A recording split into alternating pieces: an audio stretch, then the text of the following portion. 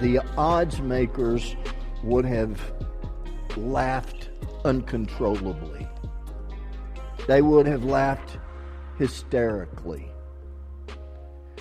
No one on either side of the fence would have ever believed that this teenager had a chance against this giant Philistine.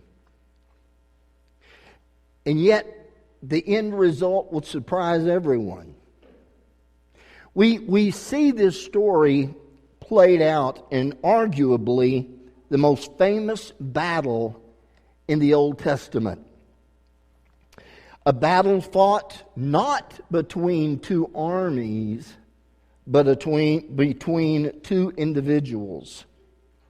The showdown took place between this great hulking stature of a man named Goliath, the Philistines' greatest warrior, and a 14-year-old errand boy for Saul's army.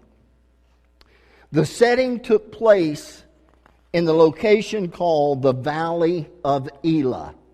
Show us that picture, Matt. This is just one picture of this valley, and in some ways it's deceiving. It's a beautiful area. I had the opportunity to visit there one time, and again, in this valley is where David took up the 5 smooth stones to use against Goliath. And it's a picturesque area. What has happened is the water over time had cut through this mountain range. And they created this valley in Israel known as a wadi, W-A-D-I, which means dry riverbed. And this wadi was about a mile long, and immediately on both sides of it were these mountains. And so on one side of the mountains was Saul's army, the army of Israel. On the other side of the mountain then were these Philistines, these pagan peoples. And daily, this behemoth giant would come down from the mountains and go into the valley, the riverbed, the wadi, and he would call out to the army of Israel. He would challenge them. He would ridicule them. He would invite them, antagonize them to come into the valley and fight him. For 40 straight days, this happened. And Saul's army was frozen in fear. But I tell you, honestly, who could blame them? Take a look at this. This is Shaquille O'Neal. He's 7 foot tall. These other guys are wrestlers. They're big dudes. They come up to about Shaq's shoulders. Were Goliath to be in this picture, Shaq would come up to about his shoulders.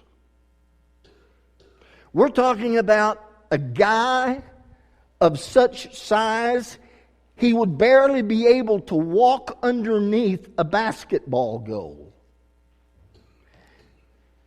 Bigfoot would run from this guy. Goliath was enormous. And not only was he big, but he was outfitted in the latest gladiator equipment. Listen to verses 5 through 7 of 1 Samuel 17. He wore a bronze, and speaking of Goliath, he wore a bronze helmet, and his bronze coat of mail weighed 125 pounds. Not Goliath, his armor. He also wore bronze leg armors and carried a bronze javelin on his shoulder.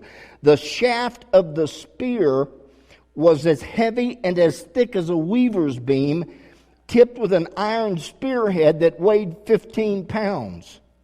And then his armor bearer walked ahead of him carrying a shield. So daily, here comes this behemoth giant walking down out of the mountains from the side of the Philistines into this wadi, this valley of Elah, taunting, calling out, challenging the army of Saul. And he comes out decked out with this militarized bronze helmet, with this coat of mail, with these leg irons, these shin guards, and he's carrying this spear with a 15-pound tip on it. And then his armor bearer is carrying a 6-foot shield on his behalf. Again, I tell you, we shouldn't be too hard on Saul's army with regard to taking on Goliath of the Philistines. Israel was so scared, not one soldier in Saul's army could muster the courage to oppose this giant. Every day remained the same. Goliath would come, he would mock, and Israel would cower. That is, until a new recruit came on the scene. A young man in his early teenage years showed up at the battle. It was David. David's brothers were a part of Saul's army, but David was too young to fight. So he was tending his father's sheep, but then his father made a meal and packed some things to give to his boys in battle. And so he called David and said, "David, take these goods to your brothers in battle." And so that's what David did. So he is there giving the goods to his brothers when bad boy Behemoth comes out of the mountains and starts challenging, and starts mocking, and starts ridiculing Israel and their God. David became angry that Saul's army was allowing this to go on. He said something to his brother. His brother chewed him out and told him to be quiet. He was just a kid. But David persisted. He went to Saul and he said to the king, he said, "Saul, don't worry about this Philistine. I will go out and fight him myself." And Saul chided him and said, "You can't win against this man. He's been fighting since he was younger than you. He is their champion. He is a behemoth. You cannot win." Well, let's pick up then the story in chapter 17 of 1 Samuel and follow as I read verses 41 through 51. 1 Samuel 17, 41 through 51. Goliath walked out toward David and his shield bearer ahead of him, sneering in contempt at this ruddy-faced boy. Goliath said, "Am I a dog?" He roared at David, "that you would come at me with a stick?" And he cursed David by the names of his gods. "Come over here, and I'll give your flesh to the birds and wild animals," Goliath yelled. David replied to the Philistine, "You can come to me with sword, spear, and javelin, But I come to you in the name of the Lord of heaven's armies, the God of the armies of Israel, whom you have defiled. Today the Lord will conquer you, and I will kill you and cut off your head, and I will give the dead bodies of your men to the birds and wild animals, and the whole world will know that there is a God in Israel. And everyone assembled here will know that the Lord rescues his people, but not with sword and spear. This is the Lord's battle, and he will give you to us. As Goliath moved closer to attack, David quickly ran out to meet him. Reaching into his shepherd's bag and taking out a stone, he hurled it with his sling, and he hit the Philistine in the forehead. The stone sank in, and Goliath stumbled and fell face down on the ground. And so David triumphed over the Philistine with only a sling and a stone, for he had no sword. And then David ran over and pulled Goliath's sword from his sheath, and David used it to kill him and cut off his head. Let me remind you quickly, the last time we were together trying to understand what the heart of God is, or what it is to be a person after God's heart, we noted that number one was availability, that we make ourselves available to God. And what does that mean? Well, again, we are told that the eyes of the Lord roam to and fro throughout all of the earth, seeking one whose heart will be in shalom, in peace with God, availability.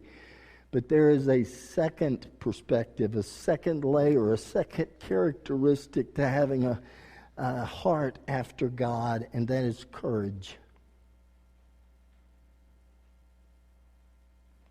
That is courage to face your fears. That is courage to stand in your principles, in your faith, for what you know to be right. That is courage to be the man and woman of God that God has called you to be. David stood in a supernatural kind of courage. How did he do that? How can we stand against the circumstances in our lives, the things that come against us, the battles that we have to fight? How can we stand in courage? I find 3 reasons that David was able to stand in a supernatural courage and face the giant before him.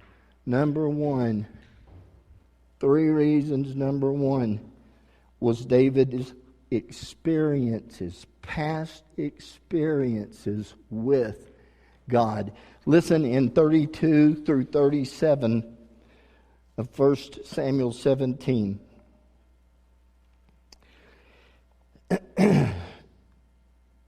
David told Saul, "Don't worry about the Philistine. I'll go and fight him." "Don't be ridiculous," Saul said. "There's no way you can fight this Philistine and possibly win. You're only a boy. He's been a man of war since his youth." But David persisted. And then look what David says. "I've been taking care of my father's sheep and goats. And when a lion or bear comes to steal a lamb from the flock, I go after it with the club and rescue the lamb from its mouth. If the animal turns on me, I catch it by the jaw and club it to death. I've done this to both lions and bears, and I'll do it to this pagan Philistine too. For he has defied the armies of the living God, the Lord who rescued me from the claws of the lion and the bear will rescue me from this Philistine." Saul finally consented. "All right, go ahead. And may the Lord be with you." Saul thought David had lost his mind. But David told him. David said, look, the point is not how big he is, nor is the point how young I am. The point is that God has worked in my life before. The point is, I have seen the faithfulness of God in my life before. And because of God's past faithfulness, I stand in courage today. I've shared with y'all before, and I'm sure I will share again. In America, as citizens of the United States, we have this mindset that we are to set our goal, set our sights on certain projects, certain goals, certain dreams, adventures, and we set our sights on them, and then we live our lives according to going after that which we want. And there is certainly some wisdom in that, absolutely, absolutely. But the philosophy of Israel was not to look ahead at the future, but instead was to keep their focus on their past and back their way into the future. And so their mindset was on, God has been faithful in the past. God has shown himself powerful in the past. God is great and he loves me.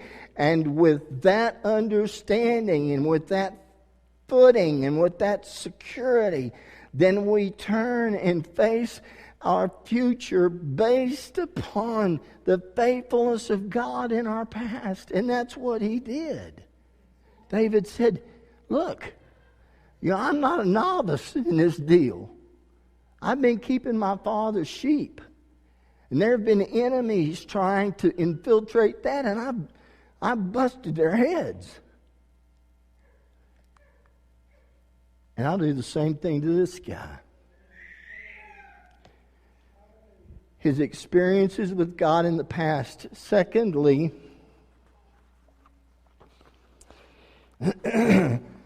is his exasperation with worldly contraptions, with worldly things. As soon as Saul said, you can go fight, he took off his armor and put it on David. It didn't fit him. It was ill-fitting. It was constricting. David turned and said, this doesn't fit. I've never used these kinds of things before in battle. This isn't what I need. This is not what I'm about. Take off this worldly armor and let me go and do what God has called me to do.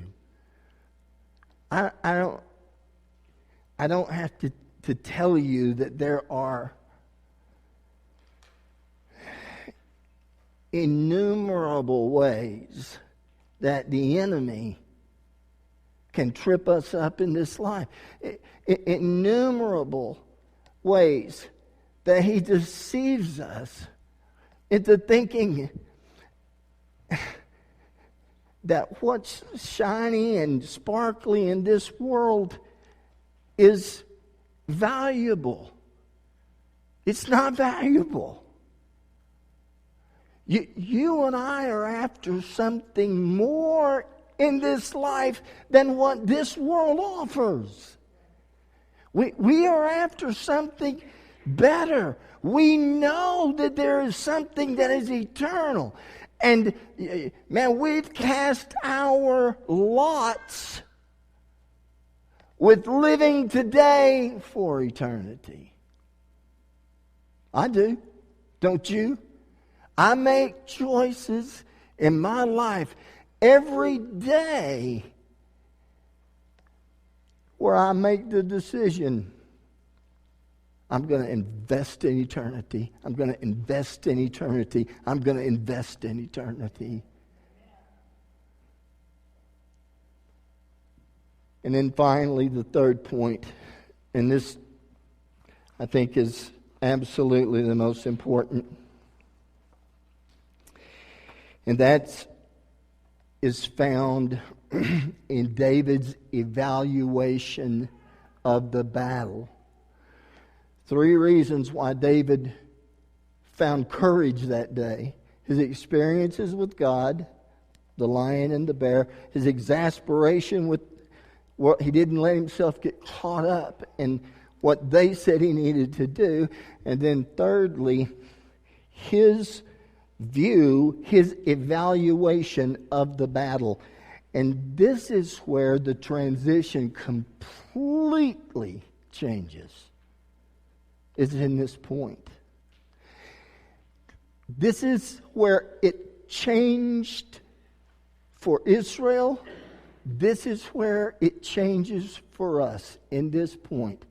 What did he see? What did David see in that battle that no one else there saw? What did David cue in on that nobody else could see? It's found in David's speech to Saul in verses 36 and 37, where David says, I've done this with the lion and bear. You know, God has used me to club them to death. But he says, I'll also do that to the pagan Philistine too. For, here it is. Here's the statement that transforms this picture. Here's the statement that can transform the picture of the battle in front of you right now. David says this, for he has defiled the armies of the living God. Stay with me a minute. Formerly,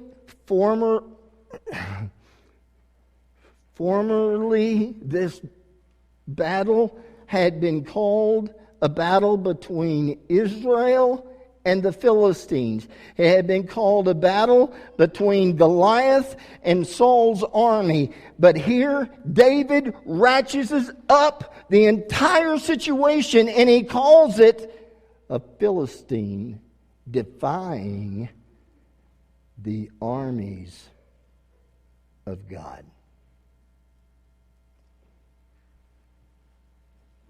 David looked at this battle differently than anyone else. It wasn't his age. It wasn't his inexperience. It wasn't that he was just a newbie. David saw this as a spiritual war. And no one else had looked at it that way. David said, this guy is defying the army of God.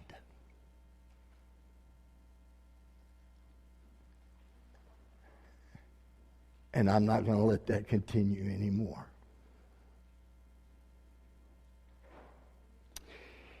When I was a kid, they may still do that today, I don't know, but we had this one little theater in our town. It was called the Regal, R-E-G-A-L, the Regal. I'll never forget when I was about, 8 or 10 years old. Someone dared me to kill a large cup, a large glass of pickle juice. So I'm in there. I think I can do it. So I down this pickle juice. I've never been so sick, even since. That's my memory of this place. But they would have occasions where they would have these 3D movies. You know, it was a big deal in town, and you would go to the movie, and now I'm dating myself terribly. They would give you these 3D glasses. Well, when you walk, you couldn't see where you're walking with these 3D glasses. So, you know, you just take them off, and then you walk into the theater. And when you're, that's good, man. And when you're trying to see this 3D movie without the 3D glasses, everything looks fuzzy and confusing, out of focus. It's really impossible to understand what is unfolding before you. But when you put the 3D glasses on, clarity comes. Understanding comes. Realization comes. And the battle that you're facing right now, when we put the 3D glasses of faith on, we can see clearly what's really going on. We can see with better clarity, with focus, and with understanding. That's what David did. He saw the battle from a spiritual perspective, and he knew instantly what to do.